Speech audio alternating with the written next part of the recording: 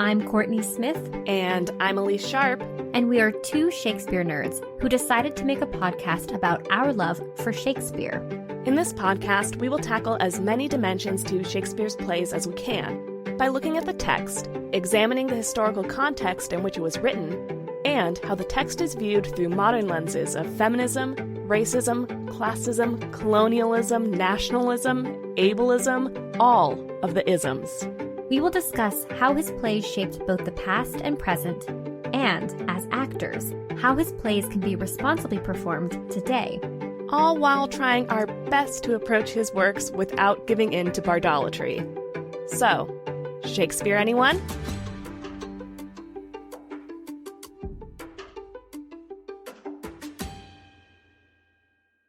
Hi listeners, it's Kourtney here. If you are listening to this episode after 2023, you might be wondering, who is this Korey Leigh Smith host?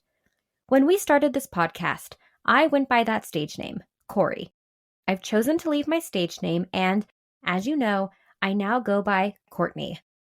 But before you enjoy past Elyse and past Kourtney's episodes in our back catalog, I wanted to clarify the name switch. Now that I've set that straight, I invite you to sit back, relax, and enjoy the episode. Hello, listeners. This is Kourtney. Elyse and I are so thrilled to continue bringing episodes of Shakespeare Anyone to listeners like you for free. We do this out of our love for Shakespeare, theater making, scholarship, and decentering dead white men. We put a lot of hard work into research, recording, editing, and generally producing a podcast. With that said, I'm here to remind you all that we have a Patreon page if you want to support our current work and our future goals that we believe Patreon will help us achieve. We've created a variety of support levels and continue to create exclusive bonus content for our patrons on a monthly basis. Our bonus content so far includes Shakespeare Stuff We Loved This Month posts, where we share the Shakespeare-related products we are obsessing over. Not only that, but we already launched bonus episodes. One is an extension on our conversation with Dr. Simone Chess about John Lilly's Galatea and early modern trans studies. And the second is a conversation with special guest Stephanie from Protest Too Much podcast, in which we review Joel Cohen's Macbeth starring Denzel Washington and Frances McDormand. Elyse and I also discuss Shakespeare-adjacent content, like movies, TV shows, books, to name a few, and share those conversations exclusively to Patreon. These are incredible conversations you can unlock as a patron. We also have plans for additional bonus episodes, including more special guests, more film reviews, and even an Ask Us Anything. Distinguished patrons even receive exclusive voting power and snail mail. If you would like to join us and support the production of this podcast, or just check out the Shakespeare-themed names we've given the support levels, head to patreon.com/ShakespeareAnyone. The link will also be in our episode descriptions. And if you like what you hear, Elyse and I would greatly appreciate it if you could rate, review, and follow us on Apple Podcast and Spotify. Your review might even make it on an episode. When you're done, be sure to follow us on Instagram and Twitter, and then tell a friend. Word of mouth is our best form of advertisement. Thank you for listening and all of the support you give us and the podcast. Now, onto the episode. Hi, Elyse. Hi, Korey. How are you today? I'm doing well. How are you? I'm doing fine. I do want to say, listeners, I hope that my sound is okay for this episode. I just moved apartments and I'm still trying to figure out where is my recording space. So fingers crossed, but if there is weird sound on my end, I'm going to solve this problem. I just wanted to give a disclaimer. No rude comments in the reviews. Thank you very much. You're doing your best, having literally just moved in. Yeah, I am. That's how I've been. We are actually now going to dive into something super exciting, and that is our first topic for the King Lear series of our podcast. Yes. And today we are going to be talking about misogyny and sexism in King Lear. And oh boy, is there a lot of misogyny in this play. Before we talk about the resources that we found and the things that we read about and listened to, let's talk about our general reactions, because this is actually my first time engaging with King Lear. So I didn't know what to expect. And I will say that up front, I am not a King Lear stan. I love the play, but the man King Lear, the character King Lear, I don't stan him. I think he's complex and I think it's fascinating. But as far as like, do I root for him? It's really hard for me to root for King Lear. I agree. I also found it interesting, and I have engaged with this play before. Just reading the pure text was in 2022 was a little bit rough. You know, I cared much more about some other characters in the plot than I did about the title character. Yeah. So now that I've gotten that out of the way, we have gotten that out of the way, let's talk about the sexism and misogyny that we saw in this play. Right off the bat, having done our research for our previous two plays, I know we both picked up on some patrilineal anxiety and quite a bit of that. I mean, the play starts off with, let's introduce my bastard son. I'm Gloucester. Yeah. And not only that, I'm going to talk about my bastard son while he's standing next to me, and then I'm going to introduce you to my bastard son. Also, I'm going to blame his mother for the fact that he is a jerk to me. While also bragging that it was a very sexy time that we had. His mother and I. Ugh, Gloucester.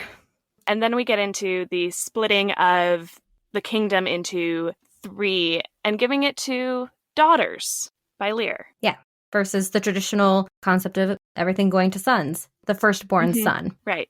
Throughout the play, we get these parallels of Lear and his daughters versus Gloucester and his sons. Yeah. Both get 2 sides of a single masculine psyche. They are both fathers whose wives are absent from the play, and then their children are polarized into good and evil.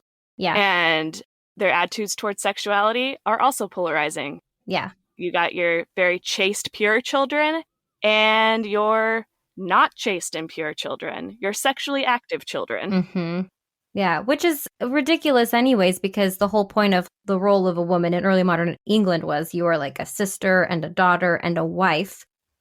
So this double-edged sword of the sexually active daughters, the ones who are married, being the evil ones, but they are literally doing their job. Like their duty is to get married and become wives. And then because they're daughters of a king, they're supposed to rule the kingdom, or at least, you know, semi-jointly with their husbands. So they're kind of doing what they're supposed to do. Right. It's also interesting to note that Gloucester has committed adultery, admittedly. So yeah, it's not his first son, it's his second son, who is born out of wedlock with another woman. He's actually unique in Shakespeare in that his adultery has some tragic consequences.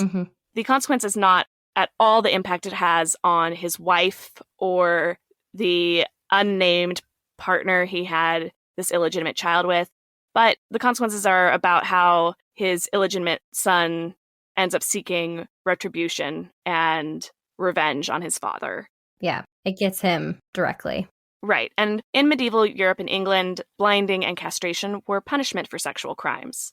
So Gloucester does get punished for what he does, but not as much as I think the daughters do. Yeah, exactly. And there is a early modern text that in my reading was quoted, and this sets up essentially the whole conundrum of what Lear and his daughters are going through with patrilineage and inheritance. So a Thomas Bentley wrote, "The monument of matrons containing 7 several lamps of virginity," and that's from 1582. And in this, I don't know if it's a book or a pamphlet, but he writes, quote, "That she, knowing herself to be thy wedded, doth believe to be quit of all she oweth, esteeming very little that she hath here beneath, she forsaketh her old father and all the goods that he giveth her for her husband's sake," unquote. So what this quote is essentially saying is that what you do when you are a daughter is become a wife, and from there you are prioritized from following your father to your husband. And in King Lear, There's a very interesting thing that Lear does in which Lear expects his 3 daughters, 2 of whom are already married, to have love for him in a way that is not proper for this time period. He's asking them to have full love for him, when in reality, during early modern era, during Shakespeare's time, you were supposed to go, oh, I'm married. I'm no longer devoted to you. My family is now my husband's family. My family is my husband's family. And in this way, Lear sets up this catastrophic thing where he, A, doesn't have sons, and so he's giving his inheritance to daughters, and then B, he's expecting his daughters to dote on him and love him in a way that was not... That's more like a wife than like a daughter should be. That pamphlet came up in my reading as well. Did it? Cool. It did. Okay. Yeah. As I mentioned, like, this is what was normed in this time for women. So, like, Lear putting his daughters in this, in my reading, it was referred to as incestual relationship, is, like, really not great. However, I do want to point out that, like, when that happens, like, as a counterpoint, like, I want to talk about these women for just a second. Okay, let's do it. All 3 women are shown to be really effective rulers and have their own wills and own agency.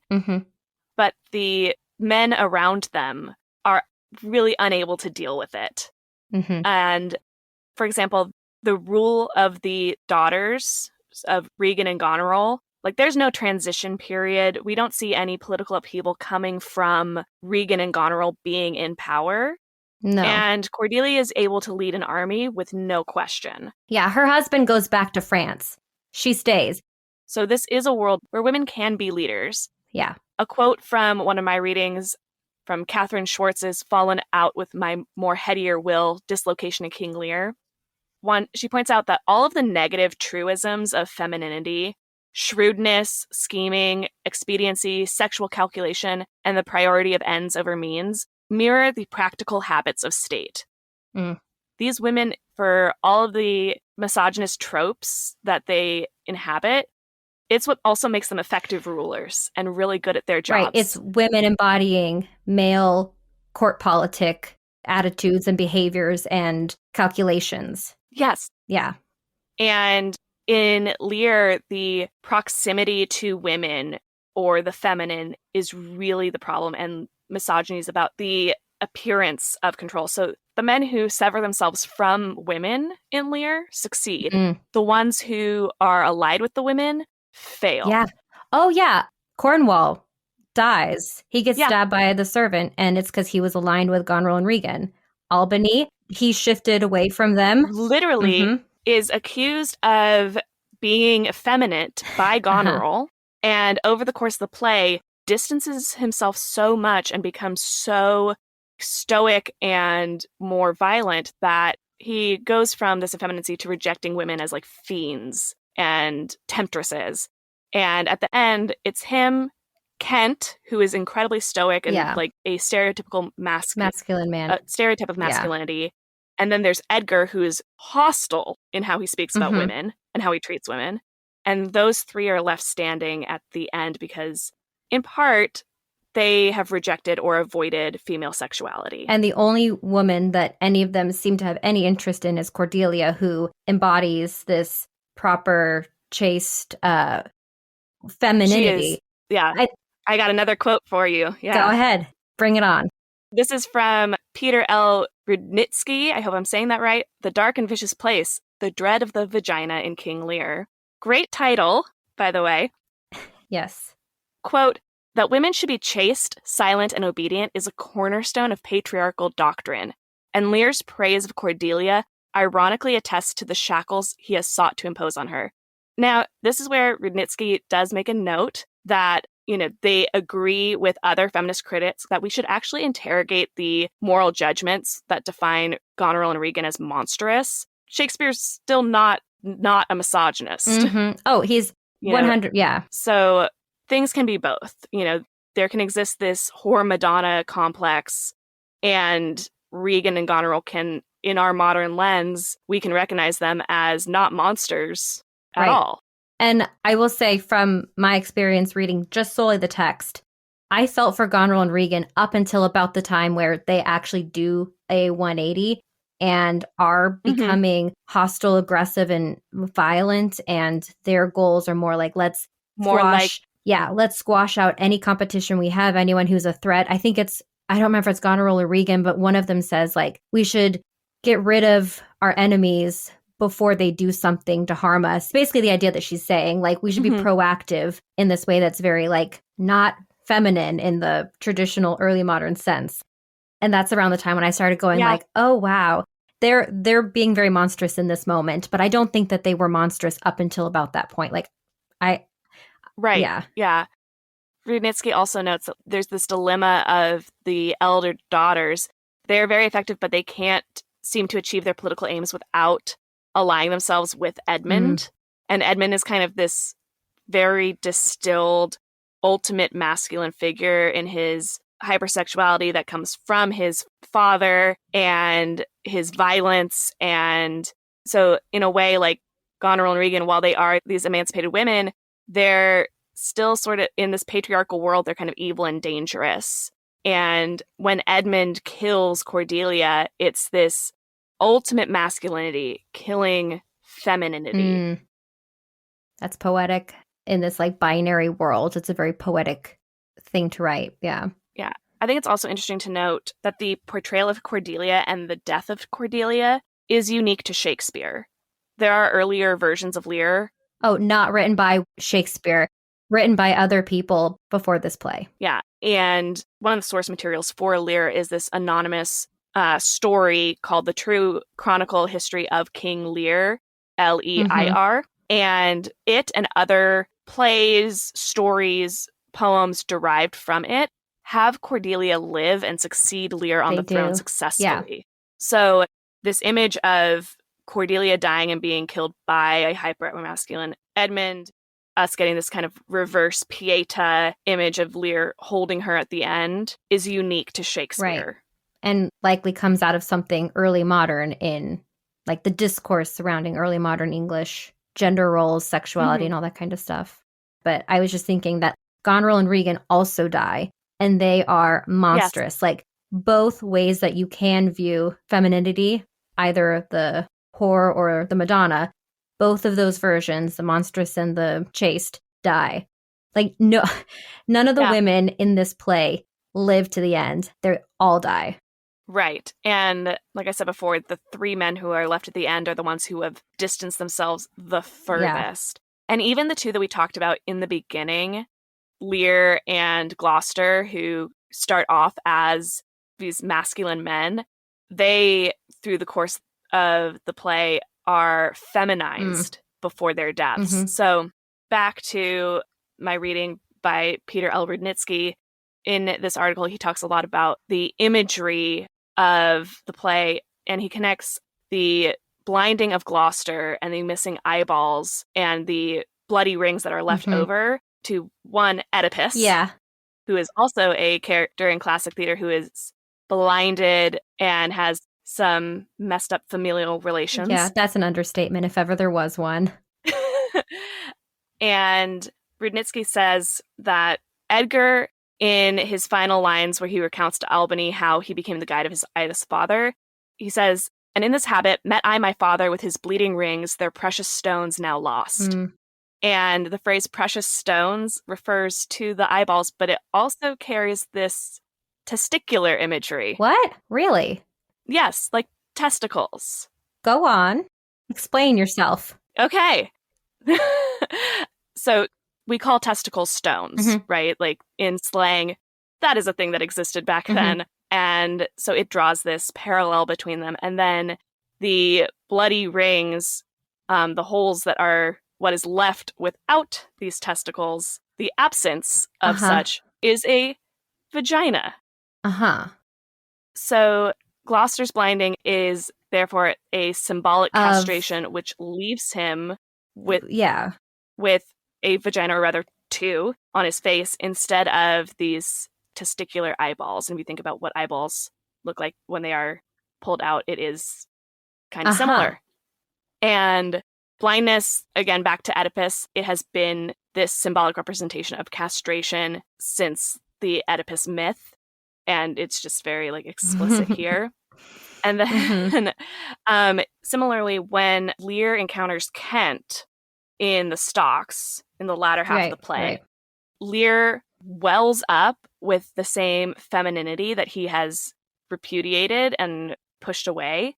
He speaks of a mother swelling up to his heart with climbing sorrow. That's like the mother. Like the uterus wandering up into his chest, which is what they believed hysteria was. Because that's what the mother is. We talked about this during Macbeth. Mm-hmm. The mother was a term used in early modern medical and general parlance in which the womb itself affected the mind and the body of the possessor into hysteria. Right, because it starts wandering through the body. And so in this case, it's going all the way up, up, up, up, up, and this is part of the cause of his madness. Something very female. This is what is causing him to cry. He is saying, I am a male hysteric. Yeah.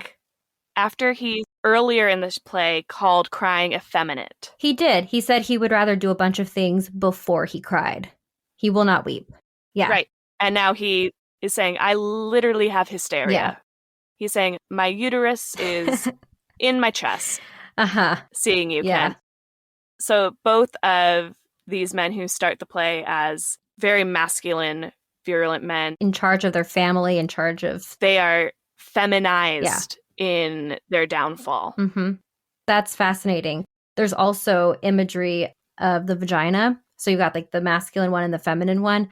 So in Act 1, when Lear says nothing will come of nothing, nothing will come of nothing invokes a feminine line of heredity as null, because nothing was the euphemism for vagina. So that becomes a referent for the female. Literally no thing. Yes. So nothing will come of nothing. And Cordelia is also not a son. Yeah. And what is interesting to note, going back to that patrilineal, that idea of nothing will come of nothing, at the end of this play, all of the patrilineal anxieties that these men have had over the course of the entire play are made into reality, because at the end of the play, all of the women who could have borne sons to continue the royal line are dead. Yes. And there is a moment, too, where when Lear is so pissed off at Goneril, he is so cruel to her and he like wishes that she will not be able to have kids, mentions her sex organs, and is basically like cursing her ability to have children. And that's such a big early modern female identity, or the perceived societal one. But then in doing so, Lear also is stopping the ability for his lineage to continue. So he is doing it to himself in a way. Like he has all this anxiety, and his anger towards Goneril is evoked in like a curse towards her inability to even mother. But it's like, dude, which in turn is cursing you, himself and his own line. Exactly. Yeah. Well, it's funny because so much of what goes on in this play really, to me, stems from Lear's decisions.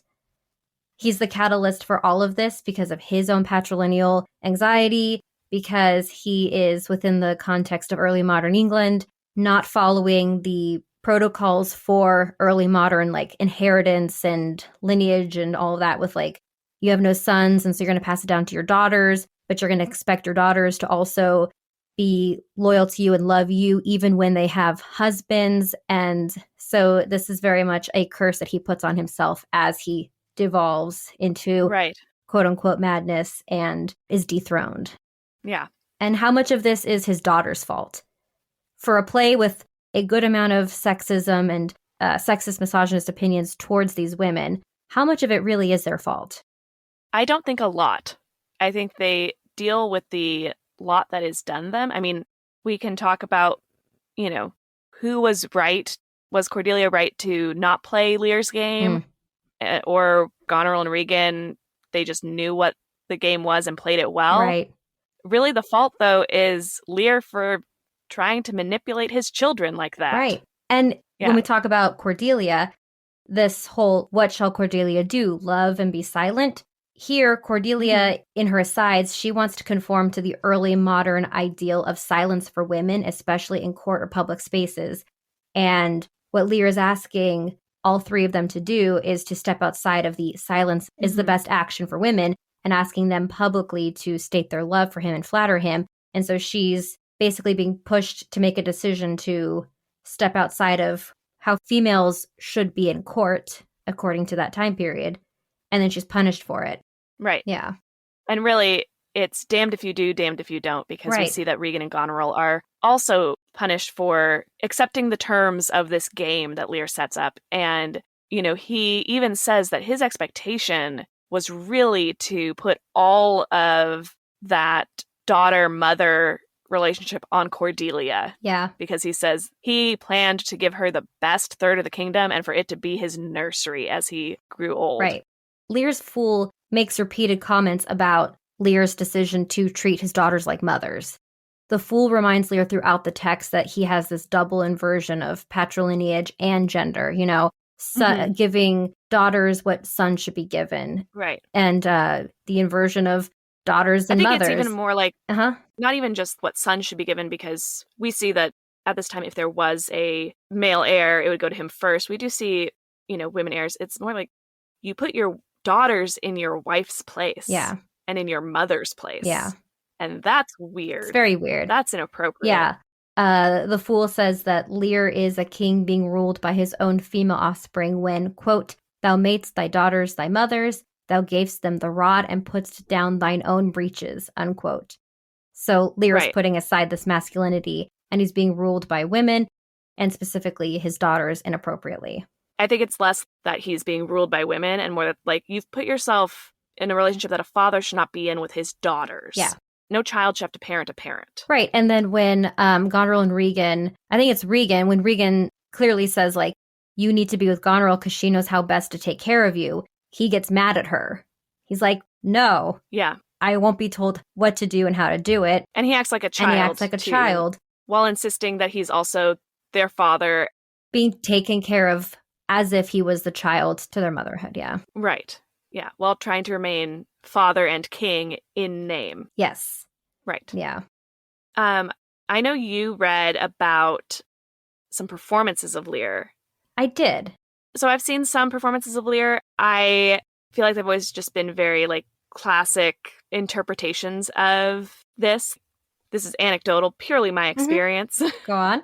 I've seen a trend of late. Productions will kind of armchair diagnose Lear's madness as dementia or Alzheimer's. There's sometimes I've seen a female Lear, that there is a mental illness, like a diagnosable reason for the madness. That's what I've seen in modern, like in the past, I'd say 10 years. They're taking modern understandings of science and mental illness and what we know now and trying to apply it to Lear. Right. And excuse Lear's behavior by saying he's this old man who is not in his right mind anymore. And really, my thought in some ways is he not just having a tantrum, like being very melodramatic and expecting way too much from the people around him? And I know he says he's going through madness, but can we really diagnose that from the words that Shakespeare gives us? And should we? Yeah. Yeah. Well, I didn't read about that. I mean, maybe we can save that for another conversation. Yeah. But yes, I did read about some performances, and I will say I'm saving my viewing of Lear until after we finish the series because I like reading it and talking about it without performances in my mind. But I read Philippa Kelly's See What Breeds About Her Heart, King Lear, Feminism and Performance. So this focused mainly on performances, specifically from a feminist lens. And she specifically looked at some feminist studies and specific performances. Tell me more. Yeah, she did open this article by quoting Warren Mitchell. Warren Mitchell, very famous Shakespeare actor, when he was discussing his 1978 performance of King Lear, he said, quote, I carried Cordelia on in those days, and she was an enormous lady. There were 3 ladies there when I got to the first rehearsal, 2 tiny ones and 1 big one, and I thought, I hope one of the tiny ones is Cordelia. It wasn't. It was the big one, unquote. Yeah, I see that face. Ew. That was something that he said about his fellow actor, that he wanted her to be tiny one. Just admit that you don't lift, bro. I know, right? And in this, the performance that he had, the 1978 performance, I guess his Lear, quote, dragged Cordelia by the rope that was around her neck, and my poor fool is hanged, unquote. If you could see, listeners. Oh, God, I just can't, like, the violence in pulling someone on with a rope that has been used to unalive them is because you are not creative enough to find another solution. Like, just put it bluntly, like, there's other solutions. Right. You're just not creative enough. And you are unable to admit that you are too physically weak to carry somebody, your fellow actor, and you blame it on them. Yeah. Instead of being like, we found a unique solution because I was not strong enough to carry this person. And author Carol Rudder suggests that resting out the patriarchal lens for a feminist perspective can complicate stereotypical gendered scenes like these death scenes in which Cordelia is dragged out with a rope. But in order to do that, you need to have smart actors who can, quote, collaborate with Shakespeare to author themselves, unquote. So like you're saying, Elyse, like other solutions. And in Sarah Werner's study of feminist performance, she suggests that the feminist performance generally refers to, quote, those actors, directors, and performances which strive to question received assumptions of Shakespeare's depiction of and appropriateness for women, unquote. So the idea is like, with how even in 1978, a Lear dragged in a Cordelia by the neck with a rope, if we have more flexibility in our perceptions, then maybe we wouldn't make these kinds of decisions. And it does bring the question that we had in Macbeth, which is like, what is the play versus what is the academic and cultural lexicon surrounding Lear that informs people's decisions when making this play, when putting this play on, having a production of King Lear. Yeah. Philippa Kelly then goes on to talk about different types of performances of different styles and different choices made during performances.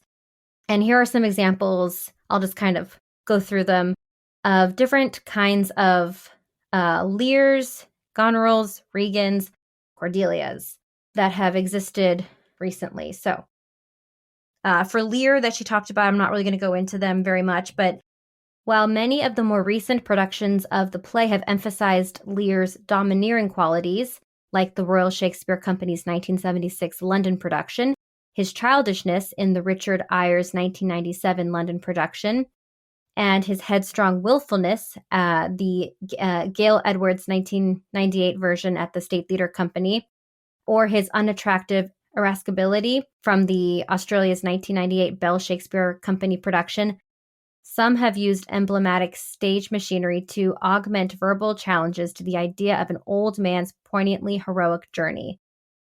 But then there are more alarming ones when it comes to the women, the female characters. There are various Goneril and Regan interpretations, like Dame Judi Dench, when she played Regan, she chose to have a stutter, and she only stuttered in Lear's presence. And he showed impatience at her disability. And so this implied that her filial ingratitude resulted not from a monstrous nature, but from parental tyranny. He was the one that sparked this in her. You know, she was terrified of him to the point that her stutter comes back. But, you know, that could also be ableist. So, you know. Yeah. And then there was also a San Francisco Shakespeare Festival 2001 performance that emphasized the older sister's femininity as a form of resistance to this tyranny. So, like, Goneril would shrink away from her father and weep silently, and Regan was very fragile, and she used her femininity to rebuke Lear. So all three of these, Dame Judi Dench and these Goneril and Regans, are more frightened of their father. So that is a different power dynamic. Thus, helping to motivate why they're trying to appease him. Exactly. And then there is a State Theatre Company of South Australia performance where Gail Edwards directed the older sisters as less the victims of their father's tyranny than as proactive women eager to get on. So Goneril and Regan appeared perfectly reasonable in their protestations about the behavior of Lear and his 100 Knights, and Lear is the one who violently overreacted. Mm-hmm. You've also have different versions of Cordelia. One version played by Anne-Marie Duff. She was highly manipulative and arrogant and spoiled, expecting to get away with denying her father's wishes in the play's first scene. And that was what sparked rage. And then you have the Ayers direction of Cordelia as a spoiled child. There's another one that I want to bring up. In a 1999 production for Washington's The Shakespeare Theater, Monique Holt played Cordelia as a deaf mute, signing her words to the fool to speak. I believe Oregon Shakespeare Festival did a very similar. Ah. It was either Cordelia or the Fool. Okay. One of was them. deaf mute. Mm-hmm. One of them, yeah. Yeah. And while this was an interesting way of assigning causation to the events of 1-1, Cordelia literally mishears her father and so cannot give him what he wants. What this does is this actually robs Cordelia of a sense of agency because the conventional misunderstood victim was replaced by a victim of the frailty of language as a mode for communication. So it's an interesting choice. It does give a different meaning to Cordelia and Lear's relationship and what happens to her. Mm-hmm. There are so many ways outside of the text. It's interesting to think of how long has this Lear being brash and rash and kind of what we see thrown at Cordelia, how often have Regan and Goneril also been on the receiving end of that, and is the way that they move through the world a reaction and a survival mechanism to that. We don't know a whole lot about what happened before the beginning of the play. Mm-hmm. Right. So if you choose to have these characters make decisions with their body language and the relationship, that creates a whole different family dynamic where rather than Lear being the one who's totally manipulated by monstrous daughters, you have two daughters who have a tyrant father. Yeah. You know? The idea of like generational trauma being present in this family. Mm-hmm. And that's what's driving the daughter's actions. Right. And also why maybe the husbands don't exactly understand what's going on. Exactly. And that is, you know, you can use a feminist lens to draw this kind of relationship between the family. And that's a more complicated relationship and a more complicated telling of the text. What if we don't try to excuse Lear's behavior, but what if we instead try to explain and justify the daughter's behaviors?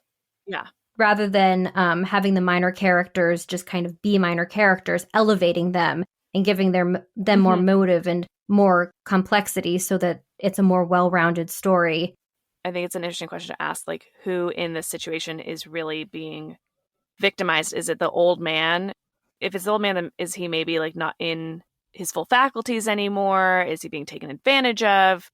If he is, then he's trying to take advantage of or browbeat his daughters into that as fully grown women they may not want to be a part of. Exactly. And it can be very hard to find that kind of a telling if you're not expanding the perspectives when you get to the text and you put it on the stage. Yeah. I'm sure we're going to get to a lot of different versions of this play when we get to our wrap-up, so I don't want to get ahead of ourselves. But I found this article and I was like, wow, there's a lot of different ways that you can view the daughters based on the lens in which you're approaching the text, which is a very obvious statement to make. But here we are having a 1978 performance where the male actor playing the titular character is upset that one of the women is larger than the other two, and then he ends up dragging her on stage. So we're not that far away from that perspective when we come up with Lear. So yeah, it's also like it's the 1970s. I doubt she was that much bigger. Like we are still not doing great in terms of body diversity on professional stages. So so what does it really mean? Especially when it comes to size. Especially when it comes to size for women in ingenue roles. Yeah. The last two that I want to talk about, and I'm really not going to say too much about them. They're just interesting decisions that were made because we're talking about misogyny and, you know, sexism. There are two Lears that were performed by female actors. And one of them was a Helena Cout-Houston's production at London's Young Vic. And this one, Kourtney said that she did not have a feminist agenda at all. It just happened that her mother had recently died, and King Lear's concern with age and power was thus uppermost in her mind at the time. She said that, quote, "We live in a patriarchal society, and Shakespeare referred to patriarchal society and therefore made Lear a man. But the play itself, the whole premise and the way it links with something really primeval and old and ancient in us, to the idea of life and those who give us life, I tried to respond to that, because that's the way the play hit me. I had a strong sense of seeing the whole universe and my understanding of who I was, or my mother's understanding of who she was, collapsing because there was this massive changeover. It was this terrible injustice of nature, the terrible cruelty that you can say things that are natural and yet they seem so incredibly violent and cruel," unquote. Kourtney's casting of Catherine Hunter was less concerned with replacing a male Lear than with simply playing the role as it had always been meaningful to her. So it wasn't about, I'm putting a female actor into this male role. That kind of reminds me of when you played Macbeth. Yeah. We're not focusing on this as like a woman playing the masculine, but what is this? We're just interested in this character being a woman. I've been part of a production of Lear that also had a female Lear. And again, like, it was not like we're trying to make a feminist message. It was about how do we explore the relationship between mothers and daughters. Mm-hmm. And it was more about like, let's make the parallel between fathers and sons with Gloucester and his sons, and then mothers and daughters with Lear and the daughters. Yeah. And if you come in it from with the decision to cast in this way, or to look at the text and not be quite so on the nose about it, what does that lens do to informing the text and the production that's going to be put on stage? Mm-hmm. Yeah. Especially in a play where so much of it is patrilineal, so much of it is daughters overpowering, or daughters taking the role of mother for a father. Like, it's in the text, but it doesn't have to be limited to just this traditional casting decision. So what does, Yeah. That's really cool for productions. Yeah. And what in the play lends itself to it being a different gender or cast non-traditionally now. Right. I think another thing that you mentioned with the Young Vic production and the production that I was involved in that had female Lears, I think you talked about briefly like aging as well. Mm-hmm. And I think that our modern culture, the patriarchal culture, has created such an anxiety about feminine aging that I can definitely see how these directors, these production companies also were like, this is also a thing that we can explore with women now, because the patrilineal anxiety that is on the page is not as big of an issue now. But for Shakespeare's Lear, the anxiety about not having heirs, not knowing that the next generation is happening, is a major concern.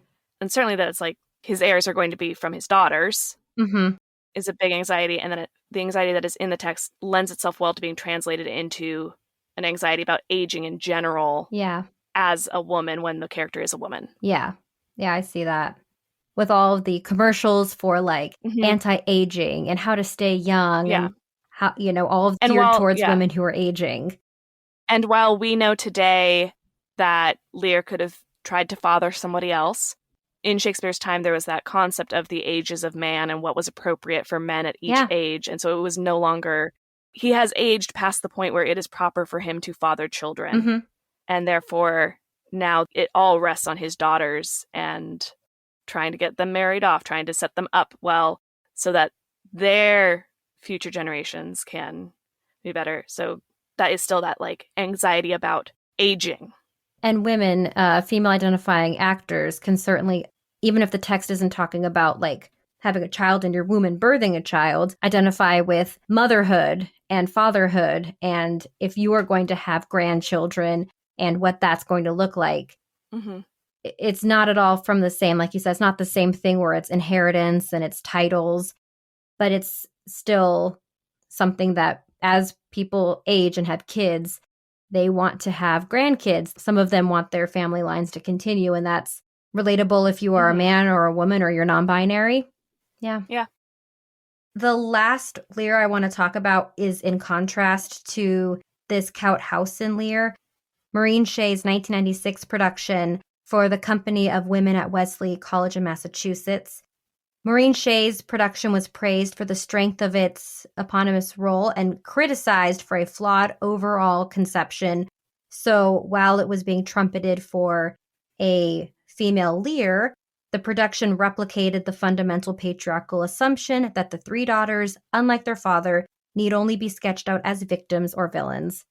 So just because someone's doing female Lear doesn't mean it's inherently feminist. It can certainly be giving into the patriarchal assumptions, even if women are in charge. That's a really good spot to end it on, I think. Yeah. Even if women are in charge, they can still be misogynists. Absolutely. Yeah. Yeah. And with all of this patrilineage, patriarchy, gendered imagery, all of that, how does one take that gendered assumption that Shakespeare's time had and make it relevant in the modern age? Right. Yeah. I have a great quote that I think really summarizes your point about Lear as a woman doesn't fix these problems in it. Mm-hmm. This is from Catherine Schwartz's Fallen Out with My More Headier Will Dislocation in King Lear. When the misogynist repudiation of women succeeds, it connects subjects across ethical, emotional, and aesthetic boundaries, opposing transactional feminine volition to the stasis of masculine detachment. So when misogyny succeeds, it is everywhere and inescapable. And that is King Lear. Yep. That's King Lear. Oh boy. Thank you for listening to this episode. Our kind listeners, we can no other answer make but thanks and ever thanks to our Patreon patrons, Clocky McDowell and Kristen Harrett.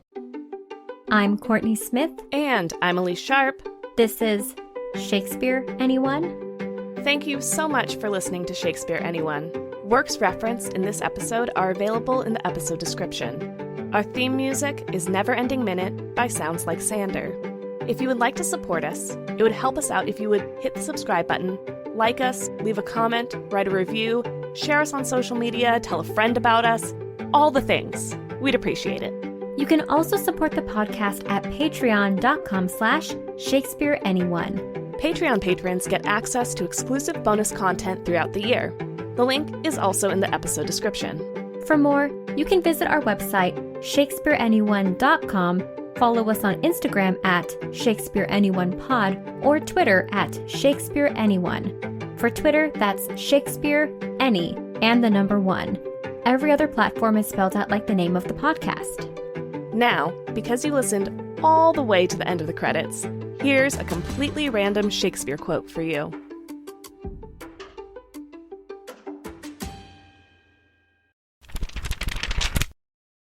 From Romeo and Juliet, Act 5, Scene 3, spoken by Page.